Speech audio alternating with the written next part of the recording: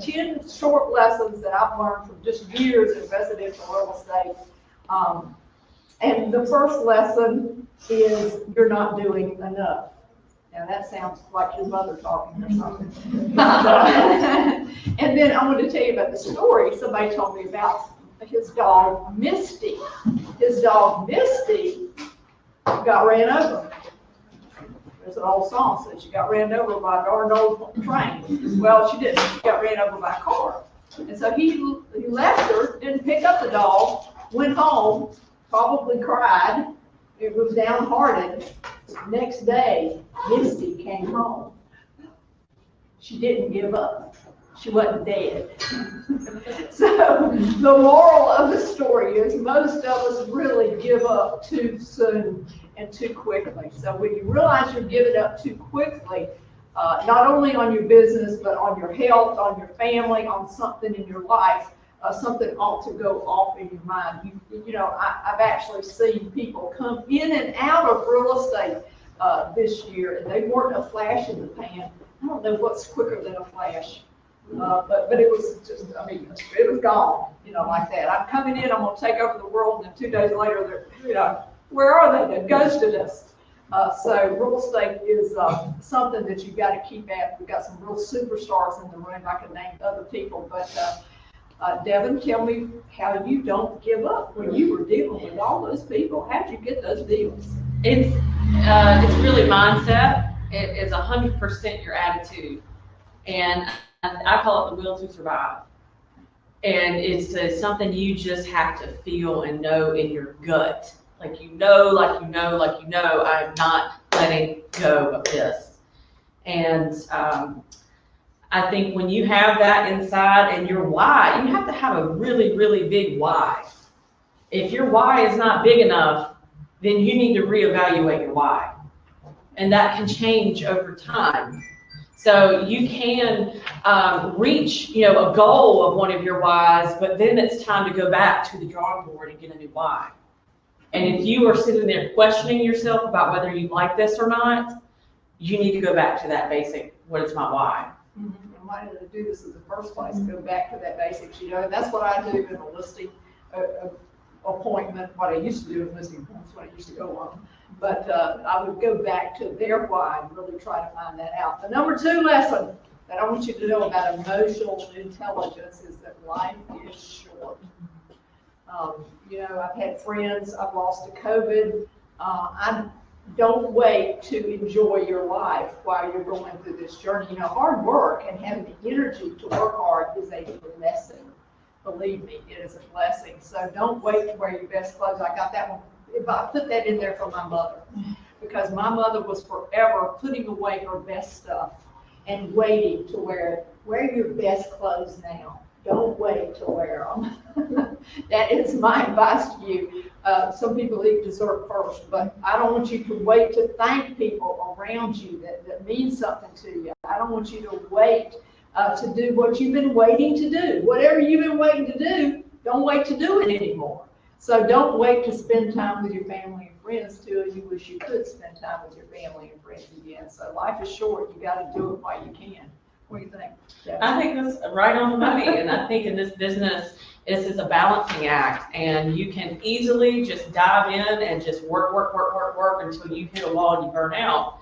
And that's what a lot of realtors end up doing, because this can be a roller coaster, or it can be, you can design it to be different.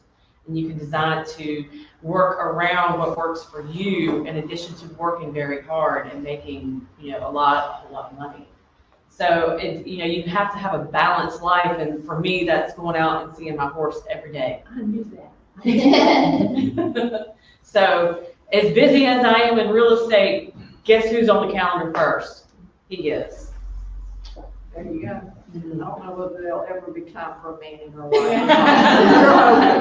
life. So number 3, it's a big one. People matter. You know, I want to ask you a question. You get a call, and the person on the call says, you know, I'm looking for some Section 8 housing. Do you immediately turn off? I can't help you. We don't do that. Let me tell you something. I wish I had a good contact. Actually, I wish somebody on my team would look up where they need to call. Because I don't want to dismiss people. I want to give them the best I've got. If I don't have an opportunity, if I don't have a resource for that, I would appreciate somebody on my team, but look up where you do get Section 8 housing. Who do you go to? Because you don't ever dismiss anybody. They are people matters, and there's nothing more really needs to be said about that. When you get a call as a human being, you're in the real estate kind of frame of mind, and if you don't think there's any money at the other end, you kind of click off, and that's not right. And that's not your best. You know, my best memory, I think I've said this many a time, but I went out and pitched a listing at a duplex behind Crabtree. What was that? Sorry. Is somebody's phone doing something? Your phone do that? It did, yes. Okay, fine. I went out and pitched a listing behind Crabtree, and I just really, you know, was having a good, I want you to have a good day every day, and share that good day with who you're dealing with. Share, whether you get the deal or not, have a good day. Whether they're in a grumpy mood or not, have a good day. And I was having a great day. And I really helped the guy. He ended up not selling, but he called me back years later. And he said, I remembered that conversation. And that was probably one of the biggest compliments I ever got, the residual type thing. So give everybody your best shot. Absolutely. You have to treat everybody with dignity, no matter what their price point is. If they're shopping in the $60,000 range, God help them, versus $1 million, you treat them the same. If you don't want the $60,000 buyer, have the guts to give it to somebody else who will take it. But they deserve the dignity and the treatment that the $1 million person does too, because there's nothing worse than popping someone's balloon who's ready to go buy that first house, and they have been saving and they're ready. They may not be able to spend a whole lot of money, and then you treat them like they're less than. And that's just not acceptable. And that gives realtors a bad name. And, you know, you have to treat everybody with dignity and respect. That's true. You know, I think about that $60,000 buyer buying that first home. You know, there's actually some places not too far away from here. You can't do it in Wake County. I don't think you can do it in Johnson or Gwinnett or anybody that's close, but you might be able to go to Henderson and get a $60,000 house. You might be able to go to, well, I don't know. There's a few towns around. So what you need to do is say, how far will you go? Because I don't think you're going to be able to do that. You might get a $60,000 condo that needs a total regut. You know, there's a possibility, but she's right. If you don't want to work that lead, at least try to give it to somebody that will. Believe me, there's people that will do that. And then number 4 is my thing that says it's really up to you to succeed. And boy, I got to point out Holly on this. Holly is a brand new agent on my team. She's sitting right there on the second row. We just counted. She barely started. I mean, she's just still brand new to this industry and stepped in from a professional background. And I've always said, if you take a $30,000 a year shoe salesman and you put them in real estate, guess what they'll earn? $30,000 a year. So Holly was a professional. She came out of the airline business, and then she came out of dentistry. But she came in and she just worked. She was in early. She stayed late. She went the different distance. She was amazing. But in this business, it's up to you to succeed, and it's really too easy to point fingers and blame others for a situation or the current status in your life. It really is. It's, oh, I didn't get enough leads, and oh, I wasn't her favorite, and oh, I didn't get this, and I didn't get that. And people are succeeding right now massively in the fast-paced world that we're in, and we are in a world that is changing in months compared to years. I mean, it's going lightning fast out there. So if you want to change them, or you could be a frog. You got a frog in there? Did we get that frog on this thing? We didn't get him. It says, change them or be a frog. Okay, well, this is an ancient riddle, but I'm going to give you this ancient riddle. So, okay. Oh, he does got a frog. Okay, there's my frog. You got 5 frogs. It's an ancient riddle. I want you to shout out that 5 frogs are sitting on a lily pad, and one decides to jump off. How many are left? How many are left? Yelled out. 4. 4? None. I got 4 and none. I don't know what math teacher, the new math has failed. It just went down the tube. Okay, the truth is you got 5 left. Because deciding to do something and actually doing something are 2 different things. It takes the action to do it. So the real truth is you got 5 left. So it takes action. You did some action. You did some moving there. Yeah. When you sold 7 deals in probably 3 weeks. Yeah. Well, I put the blinders on, and there's another horse analogy for you. But you know, when you really do that, when you put the blinders on, you're basically fading everything out that doesn't matter at that time, and you go after it. But I think, you know, on this point, emotional intelligence is knowing how to take criticism with grace and admitting when you're wrong and dropping your ego and saying, what could I have done better in this situation, and apologizing quickly, because that's the best thing you can do. That's part of the best outcome if you've done something wrong, or even if you felt like you didn't do anything wrong. If the client feels like they've been wrong, you better apologize. Yeah. And move to the solution. Right. That's right, and move to the solution. Yeah. There used to be a company out, maybe, I don't know that any of y'all know it, it used to have a mantra that said, people are our business, our only business. Well, who said that? It was a long time ago. People are our business, our only business. And you would say you're in real estate, but the truth of it is people are your business. So that's kind of an interesting thing that I've noticed. And, you know, what you were talking about there, I heard somewhere that a soft answer will turn away wrath. So when you got somebody that's, woo, on you, and you say, yes. It's you give a soft answer, you've got to control yourself because you can't control the other person that's in that deal. Yeah. So we got my five problems. I'm so glad y'all saw them. So number 5 is a better one. You'll enjoy this one. And I bet you, I don't think you probably do it. Not on a regular basis, but it really is take time for yourself daily. Now, when I was early in real estate, the time I took for myself, I told you I worked straight for 8 years and I was behind on my taxes, so it was about 10 years before I even saw daylight. And the truth of it is I would take time for myself and my children when I had enough money to go on vacation. Don't wait to go on vacation to take time for yourself. It's just, you can't go on vacation every week, Desiree. It won't work. It won't work in this business. So you gotta have a routine where you take some care of yourself. You're emotional. You know, there's a commercial on the radio. I listen to radio a lot. There's a couple real estate agents on there I listen to a lot. I have fun with them. But the point I was bringing is they used to have commercials for dating services. Okay, so you know what I'm here now? If you're not happy, we'll hook you up with the right therapist. They will match you with the right therapist. So do take time for yourself or you'll have to go to therapy. And it might be good for you, but if you take time for yourself every single day, you have something special that you do to really think and meditate on things. Just a quiet space. It's so hard to find, isn't it? With COVID and everything, you're not going out as much, but it's still hard to carve out, even 30 minutes, isn't it? So maybe it's for a workout, maybe it's for a journal, maybe it's for meditation, maybe it's for your mental health. Maybe it's because you got a little bit of anxiety and depression.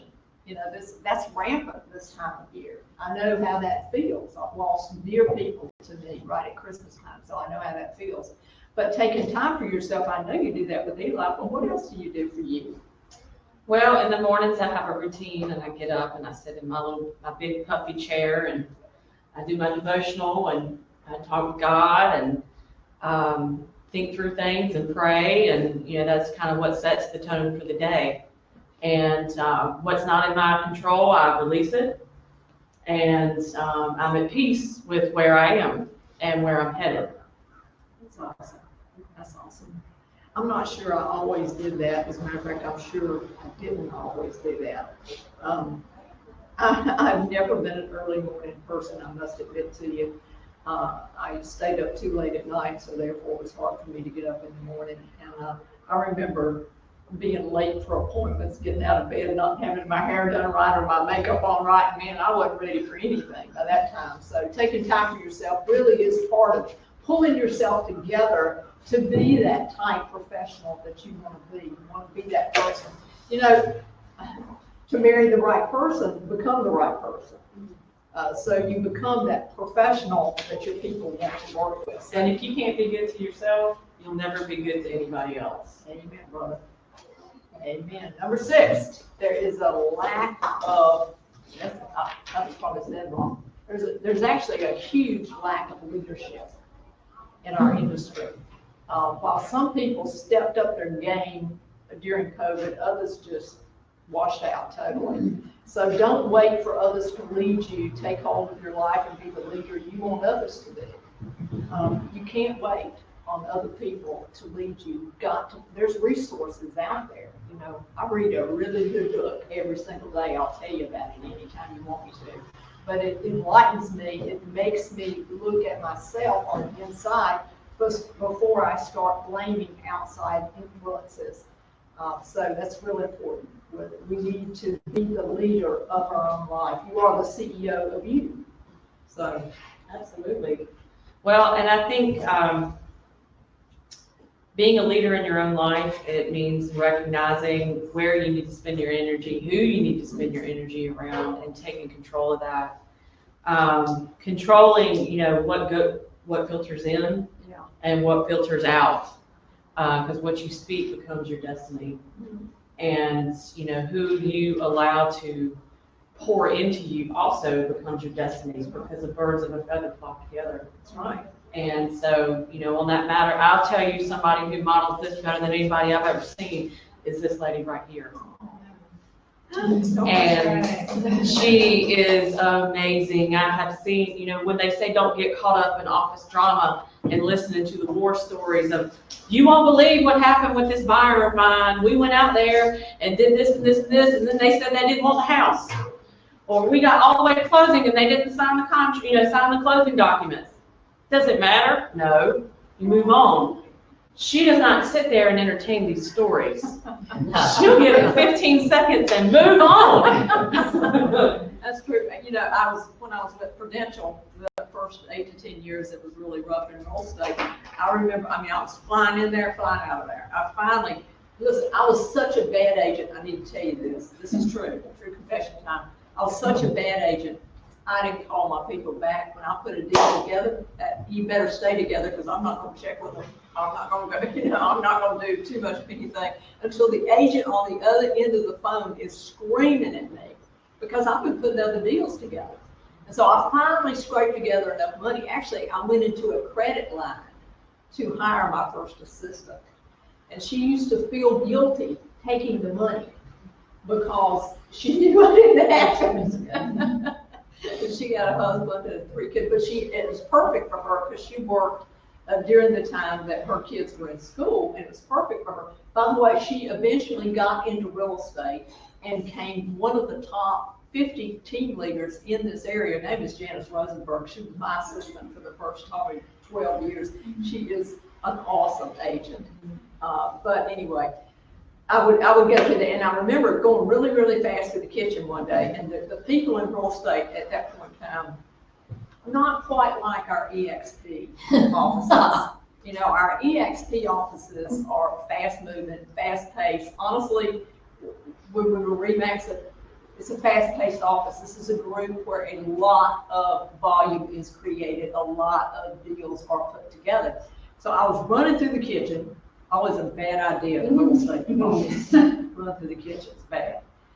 So there was this a woman in there who had these long, long fingernails. And so she said, well, I lost a $450,000 deal because of thus and so.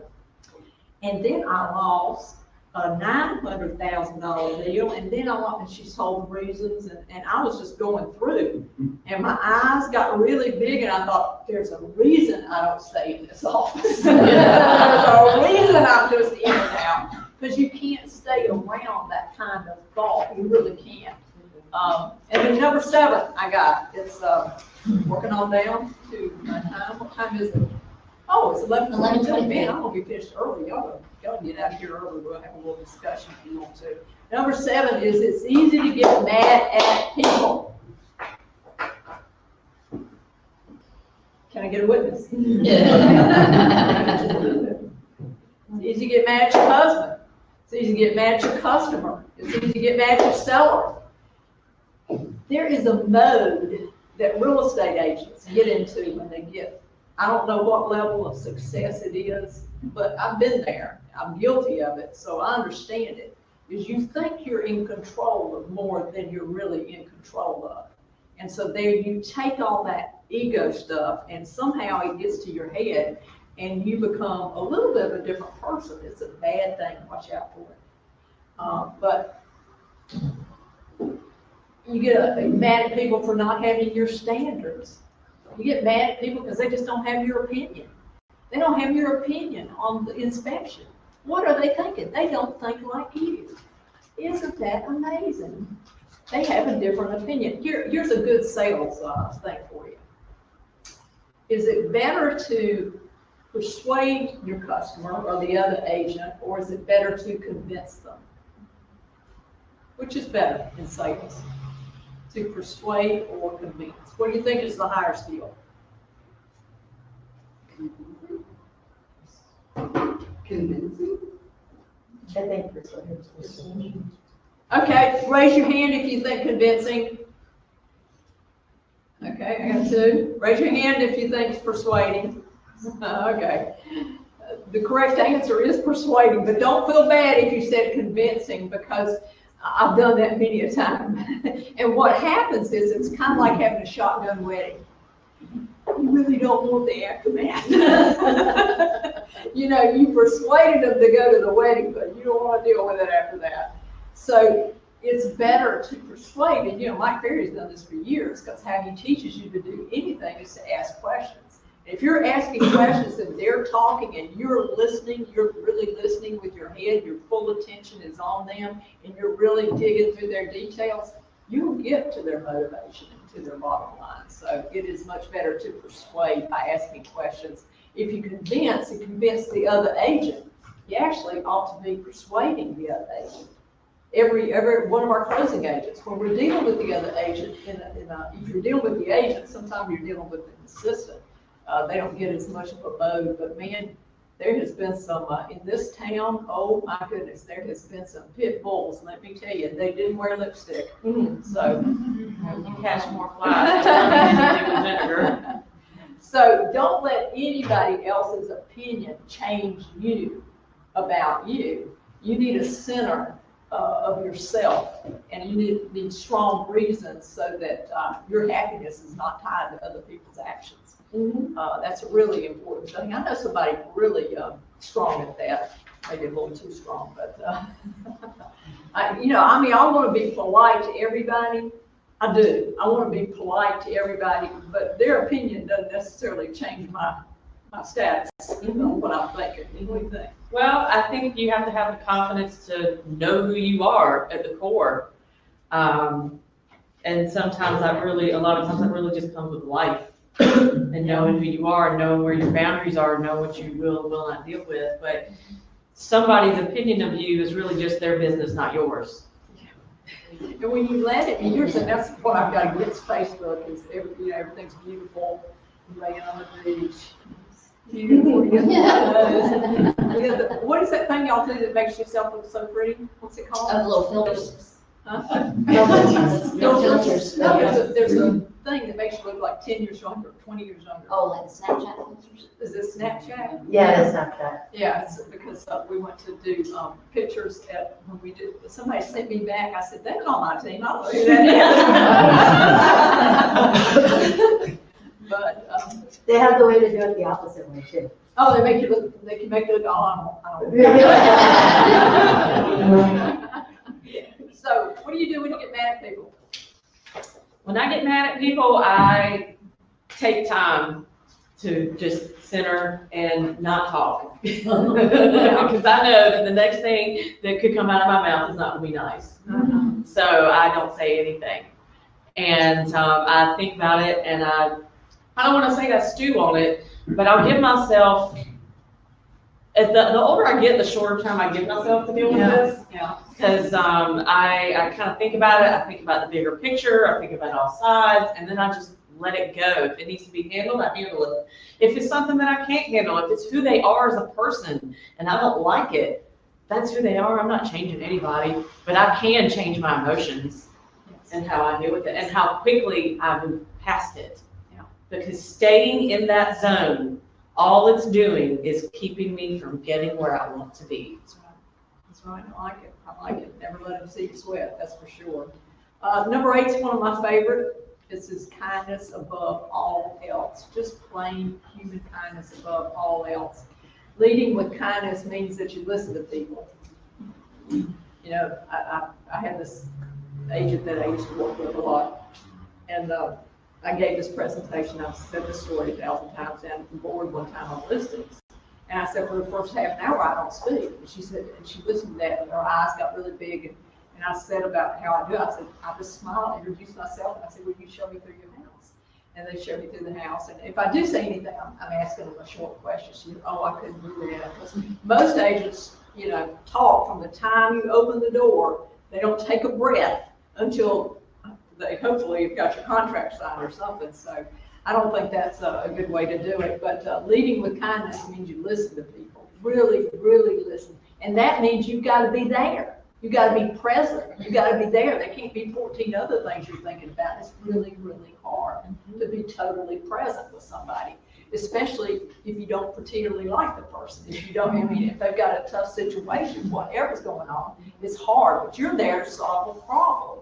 You're there to solve a problem. And so don't place any expectations on them.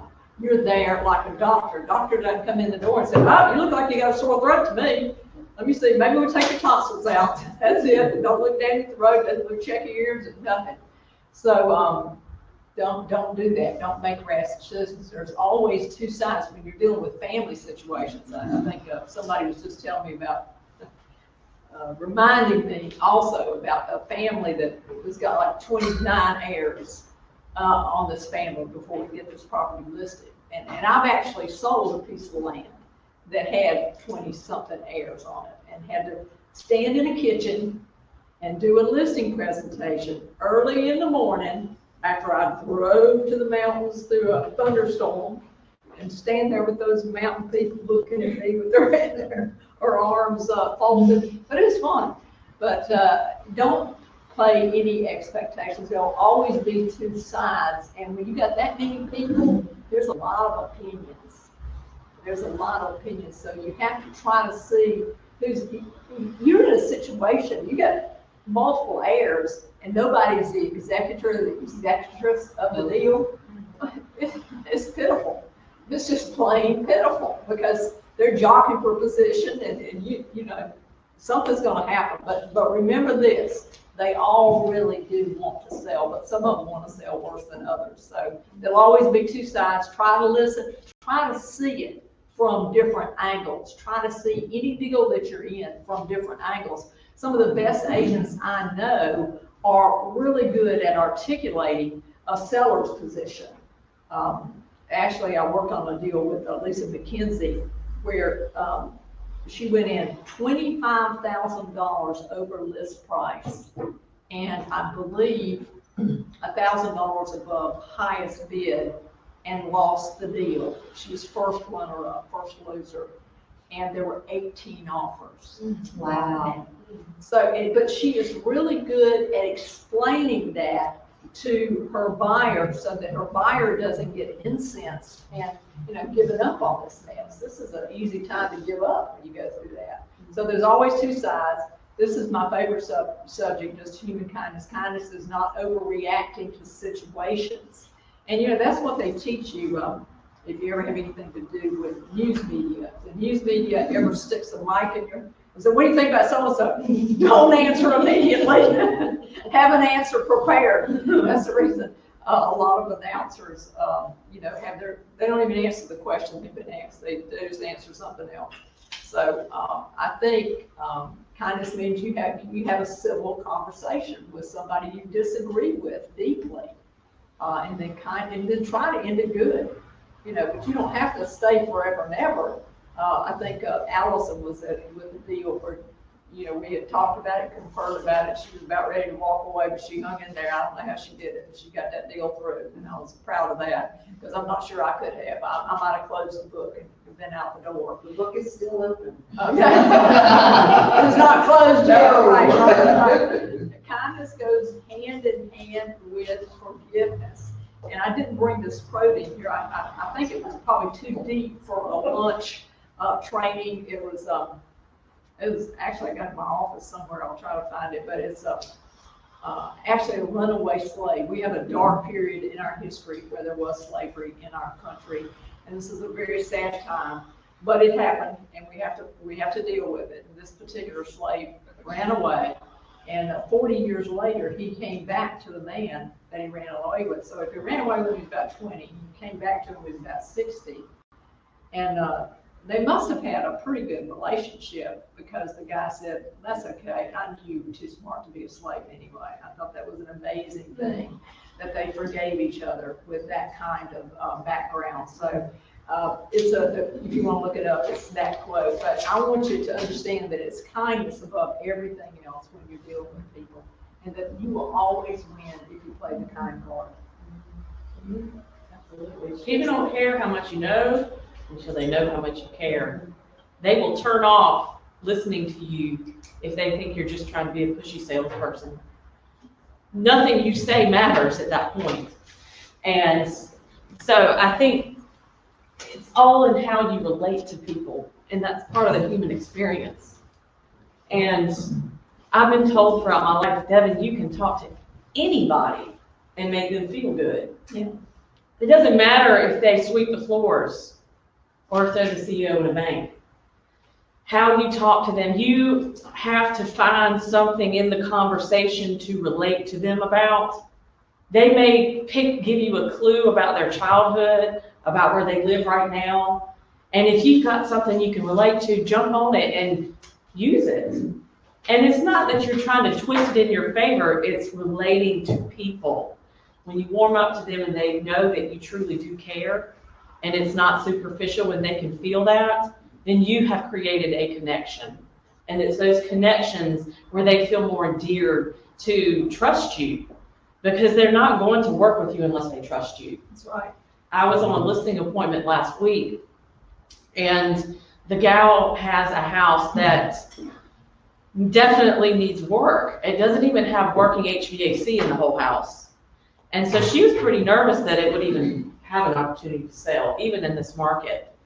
And I kind of went in there and I was like ready to go for the kill. She got some driver in her. But I could tell like she was kind of padding the brakes. And I said to myself, I had to take a breath within, just relax. Be patient, just ride this out. Don't go in, don't jump in, because she's going to shut the door. So I knew right in that moment that we needed to just have a human conversation, and it wasn't even about selling the house. Right. So I found the connection, and guess what it was? Horses. Oh. So that was a very easy way to connect. Absolutely. And, we got to talking about that. She was telling me about some of the family dynamics that she's in, and of course I can relate with that. So we had a while of talking of just about this whole thing, and through that I found out her fears. Well, she was afraid of, if this house would sell, could she make any money at all to sell the house and move forward with what her goals were and where she wanted to go? Was some buyer going to require her to make repairs that she could not make? And funny enough, I told her, I said, well, I know we can sell your house. In fact, we have an agent on our team that has a tendency to sell houses out in the middle of nowhere that are in much worse shape than yours. But if you make them laugh and you connect with them, then you're going to see their body language change. When you see that body language relax, you know you're that much closer. But they have to know that you care and that you connect and that you're not just the pushy salesman that doesn't care about them and all you want to do is get a signed contract. Because that's going to be the fastest way to a closed door in your face. It is, and there's a lot of that going on. So how long do you think a good listing presentation ought to take? You know, that's really depends on the person. Sometimes you can go in there and be out in 30 minutes or less. Sometimes they can take a lot longer than that. Because some people, even after they sign the contract, they really, really, really need to do the reassurance discussion. Because people decide to work with you. You make decisions every day on emotion, and then you justify with logic. So if you want to see this in action, start paying attention to the words coming out of their mouth. Because once they start telling you, yeah, I'm going to, well, this just makes sense because of this, and, I've got to do this and that, the decision's been made. That is amazing, and that is true. The emotion, the toxic emotions that come so easily in this business are just something, and of course that can be solved if you have more than one deal that you're working on. If you're working on, I remember working on deals and downturns where I was begging a builder to take this deal because there was nothing moving. Y'all can't even relate to how bad that market was. But I just knew, and he was about to go under, and he couldn't take it.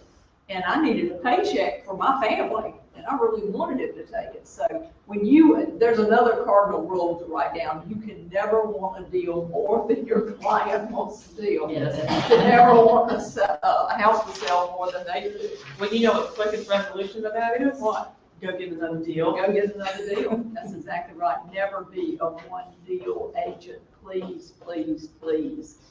Number 9. Be ready to adapt at the drop of a pen.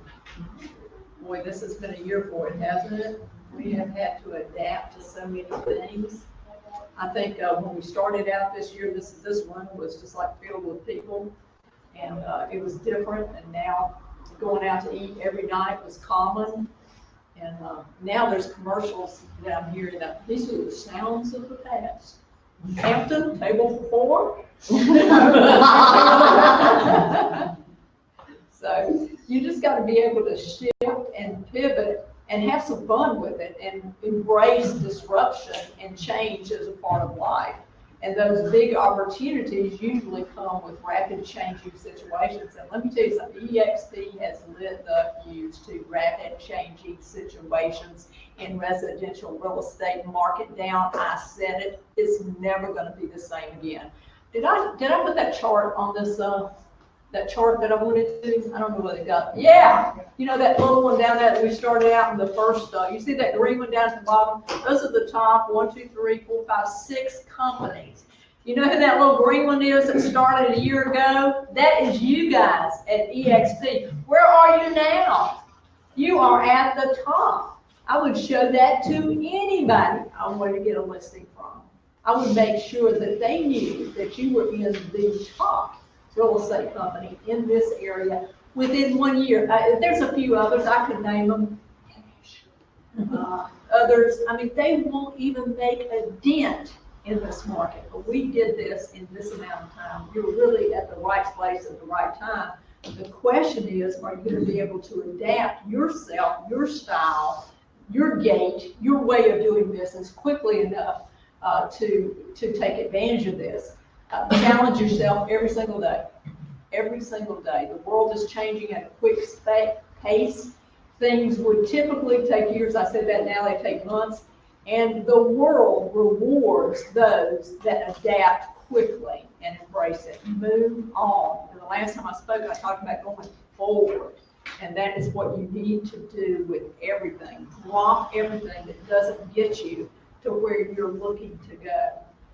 So adaptation, you do it well. Yeah. Well, you have to be able to recognize opportunity when opportunity's staring you in the face. Yes. And one thing that my dad has always told me is 2 things to take you down in life: it's fear and greed.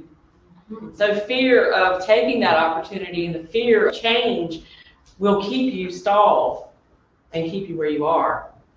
But if you can get past that fear and jump forward, knowing that, this is a good opportunity. The only one thing is true in life, and that's change. Change is always going to happen. You can never stay exactly where you are.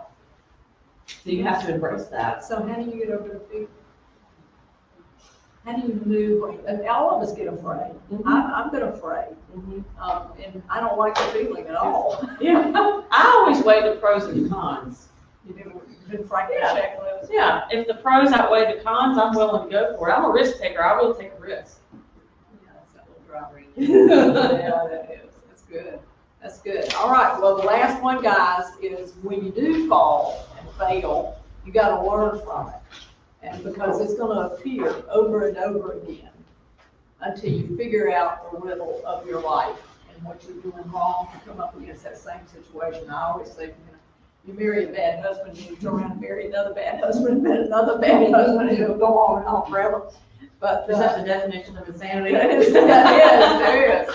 There are good people and there are bad people out there. And in troubled times, somehow, and this is troubled economy, this is a lot of things happening in the world that I could talk about for a long time that y'all probably wouldn't want to hear. But in those kind of times, people that are the good and the bad are accentuated. So you got to make sure that you're on the good side. You're fighting for good things. Don't take the easy road, because it's the road less traveled is the one you're looking for. Actually, it's a Mormonism, but you can look at life, and usually the harder way is the way you should go. And truly it is. Listen, if that weren't true, I would have been at Rematch. It was hard to change. It's hard to change from what you've done for 20, 25 years. So change is something that you need to embrace in order to really gain in life. You can't, if you're still thinking about it, if you're still one of the frogs on the lily pad, and I'm gonna change, I'm gonna, but you haven't done it, then begin. So that's what I would say with that whole change thing. Well, I think you're right. In tough times, it shows who people really are. And it's, sometimes it's a tough realization when you see who somebody really is, that you thought they were different. And, but I think it's one of those things when people show their cards and you just have to kind of say, okay, it's always good to know where you stand. Yes. Even if it's bad, Yes. even if it's a bad place. Right, right. But, you just have to know that you're always doing the right thing. No matter what that is, it's always the right thing. And sometimes doing the right thing is the hardest thing. That's right. But you need to go to bed at night and rest your head on your pillow knowing that you have a clear conscience and you did it all as best you possibly could. Because the one thing that will come back to bite you is your reputation. And if your reputation is mud, it's really hard to clear that up. No. That is a true story. Well, that about ends up 10 of the things that I've learned through the hard knocks of real estate. And I would close this out. Is there any questions or comments or anything y'all would like to add to today's discussion? Don't speak at once. Hold your applause. That's really good. Who's been in here, besides me, who's been in here the longest in real estate? Anybody over 10 years been in real estate? That would be you, Paul. No. Desiree's been, no, look at Desiree. You been in real estate 10 years? No, I've been investing for that long. Well, that doesn't count. Buyers and sellers. Anybody been in real estate longer than 5 years? There you go. All right. Well, what do you think? What do you think? What are your comments about change and what we're into today in this market? Last year was hard. I mean, it's just everything was so unexpected and how to deal with it. I wasn't sure it was going to make it through. It's like, here I am. So, Yes. Yeah.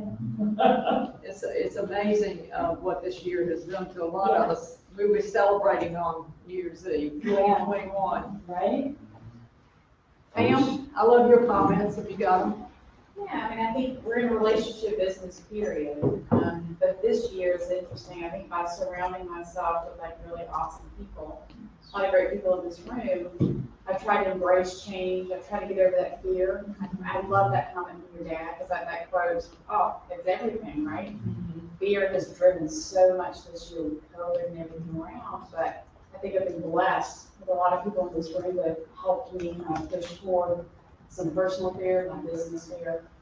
And now things are flourishing, right? So I think we've had some of the best times in the middle of a pandemic. And a lot of it was just people around just pushing through that fear. So I love your comments too. The only thing I have is kind of a difference, talking about dealing with difficult people. I have found I care less as I get a little older what people think. But I will commonly write an email that I don't send. When I was in my early 30s, I probably would. I got a little drive on me too.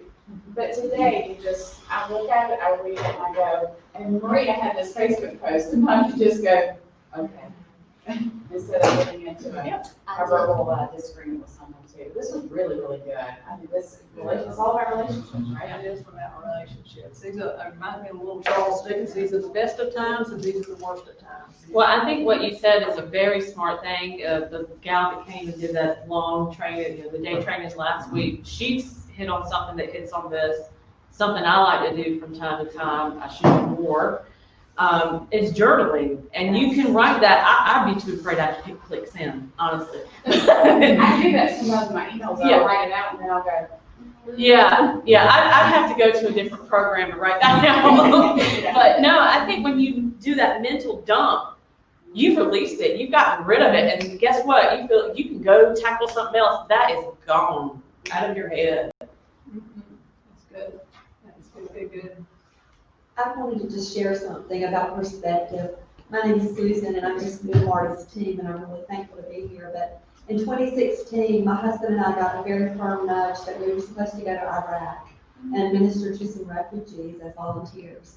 And ISIS was still in Mosul. And where we were invited to go, we literally received a phone call, could we come to Erbil, which was 50 miles away from Mosul. And that's where many of the refugees were. And the people that we were helping wanted to take us up into the mountains just underneath Turkey in Duhok, Iraq. And that's where the Yazidi refugees were. They had just fled from Sinjar. I mean, I pinched myself thinking, how could I ever have ended up there? And so we talk about fear, we talk about overcoming, how do we navigate, and faith is a big part of what I've heard today. And our journey was just one of faith because we knew that we were supposed to do this. And when our Iraqi team leader suggested going up, we were going to drive within 5 miles of Mosul, and ISIS was still there to get to this refugee camp. And I was praying in my heart, let the wheels fall off the van. If we're not supposed to go, God, make the van break down. I was just throwing up all these arrow prayers. And we ended up going. We made it through, and we had a little medical team with us, an Iraqi doctor and an Iraqi pharmacist, and they were going to offer medical help to these Yazidi refugees. And so the moral of this story is when we arrived there, my sister-in-law was with me, my brother went with me and my husband and his wife Karen. And the guys stayed with the doctor and pharmacist in the medical tent, and she and I just walked through the tent. It was literally white tents in a very cold region in this valley where there were 1 million people in the mountains underneath Turkey. And we ended up being invited into the tents. The chief of the tent camp, his wife saw us, his daughters saw us, and they waved. And we couldn't speak their language, but we went and we sat in their tent, and we wept. A translator, unbeknownst to me, had followed us. And so she took us from tent to tent, and we heard the stories of the sex slaves who had been underground for 2 years, who had been released. We heard the mother who lost 7 of her children to ISIS, and she was just a rock. She was still in trauma. And all we did was listen, and we didn't. And so sometimes as we talk about being a good listener, you know, they really want someone to listen to. Everybody's been isolated. So the moral of the story is we live in a very good place. On our worst day here, there are people in the world going through horrific things. And even here, behind closed doors, horrific things can happen. So I just want to encourage you that we live in a very good place. And I'm thankful to be here. Yeah, but that gives you perspective, because any issue that you've got in your life can expand to take over. And honestly, if you compare it to what she just talked about, it's really a very small issue, isn't it? When you think about it, you get perspective. That's one thing I really miss about traveling. I want to do that again really soon. But anyway, anything else? Any closing comments, Paul? No, I think this was just great training. It was good, like I said, at the time of the year. I know you've already been in touch base with your past clients, having a phenomenal relationship, showing like it's not about real estate, just a connection. It's really good. So I encourage everybody to pick up, make the phone calls, and touch base with your clients, past clients. So that reminds me, and I've told Marty this before, that I grew up watching my father as a very, very successful salesman. And he was just, when I see Mike Ferry up on stage, constantly I'm reminded of my father. Constantly. I'm like, he could be saying that right now. But I used to ask him when he'd come home, like, well, how did you make that happen? And he'd say, well, it goes back to listening and being a very good listener. And many times what you will find is that when you go in to do a sales presentation to somebody, if they're talking about something over here, that is what is important in their life at that moment. And as realtors, we wear a lot of hats. And by now I should have an honorary psychiatrist degree. But it's true. If that is what is present in their life, in their time at that moment, you just need to sit and listen. Yeah, it's going to take over. Yeah, Sure. you need to sit and listen, because that is what the only thing they're thinking about. That's the only thing they care about in that moment, and they just need someone to talk to. Yeah. We do play therapists a lot, don't we? Y'all call all your past clients, call everybody you've sold the house to in your whole life, wish them a Merry Christmas and a Happy New Year. I wish this to y'all. Thank you for coming today. Thank you.